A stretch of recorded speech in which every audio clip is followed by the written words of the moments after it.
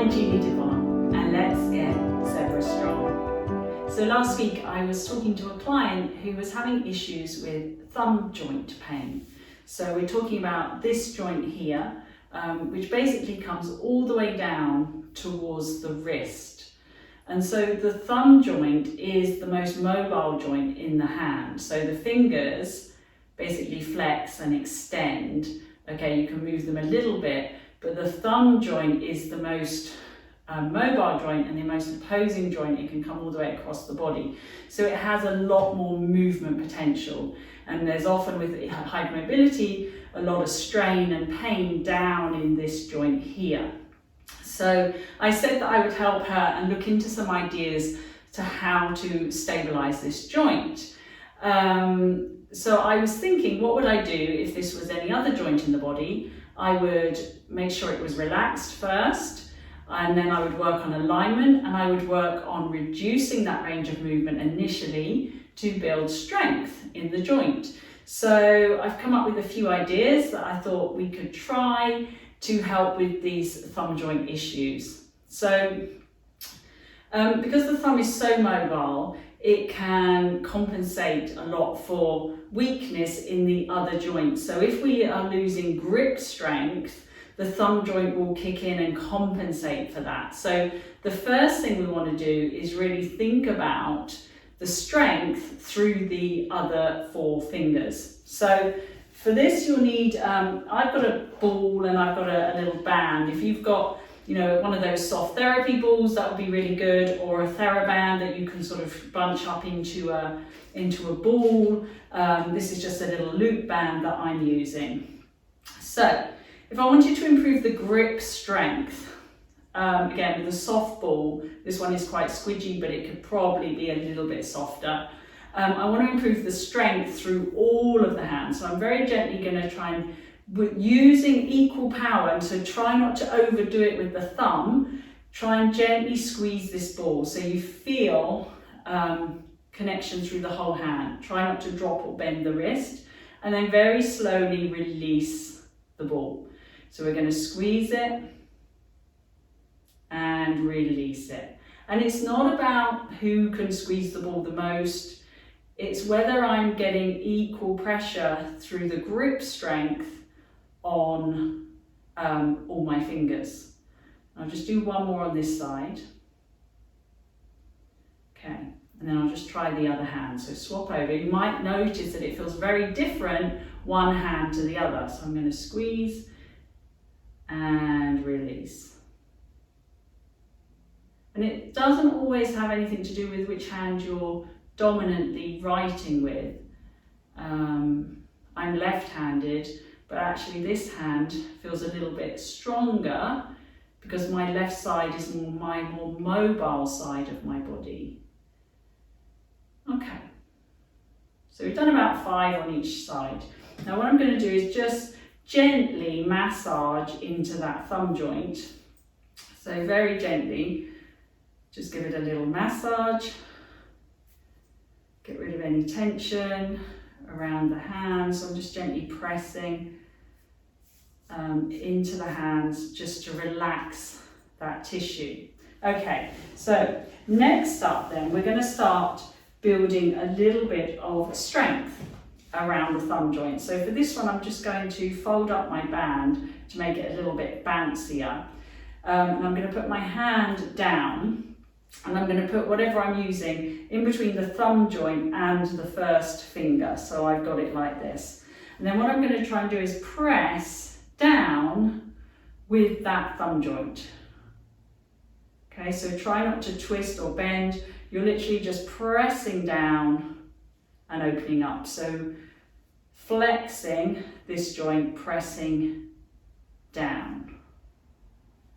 Okay. You can obviously do this on a table rather than holding your hand up like I am. So if you've got a table, just rest your hand on a table. Okay, so that's pressing it down. I'm just going to compare it to the other hand. So you can go ahead and compare. So again, rest your hand on a table, give it a little press. Does it feel different? Does it feel the same? Obviously, if there's any pain, don't go all out on this. Start off really gently. Okay, so we've done our flexing. Now, the next one we're going to do, hopefully you can see, we're going to try and lift up. So I'm going to open this up a little bit. I'm going to keep the thumb in this position, but I'm going to put the band over, and then we're going to try and lift the thumb up. Okay, so I'm going to be lifting the thumb up and down. So up and down. So again, it might not be very big. I might only be able to do a little bit. Okay, so again, make sure you're doing this on a table where you're straight. Okay, so try not to twist the arm. Try and have it nice and straight as you lift the thumb up. Okay, so that's going to work on this direction of the thumb.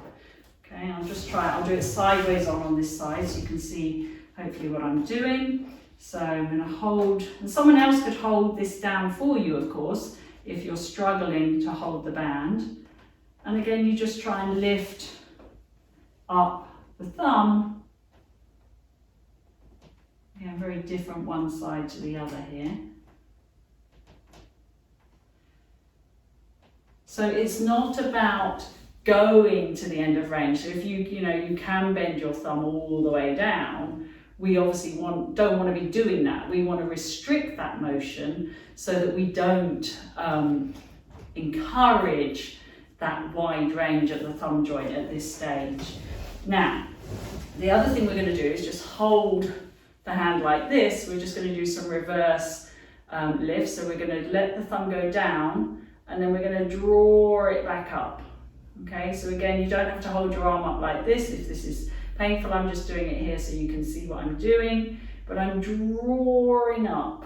Again, you don't want it going in here. We're going up and up, very slow, especially on the way down. Don't let the thumb just drop. Really be very mindful about how you're lowering it down, lifting it up. So reverse lifts for the thumb. And I'm doing about 5 of each one here. Good, okay. Now, I'm going to try and just bring the thumb across to tap the little finger. So again, nice and slow, nice and controlled. So I need my thumb to be able to do all these ranges. It's not that we don't want you to have the range, but we just want some control and awareness of this thumb joint. Good. And then the last one in this series, we're going to try and draw some circles. So you can kind of have your hand wherever you want. So we would do exactly the same with your shoulders. We would lift and lower the arms. We would try and do some arm circles. And now we're doing the same. You can, of course, do them in different positions to have different gravitational forces through the joint. Okay, and the other side. We do it this way, little circles. Again, not trying to do the biggest circle, trying to do a controlled circle. Do it up there. Good, okay. So we've had our circles, we've had our reverse lifts, and we've had our crossing across the body to get that movement. So those are just a few ideas using a little bit of resistance like a band or a ball to help bring some stability to our thumb joint. So I hope those were useful. Let me know how you get on in the box below. And until next time,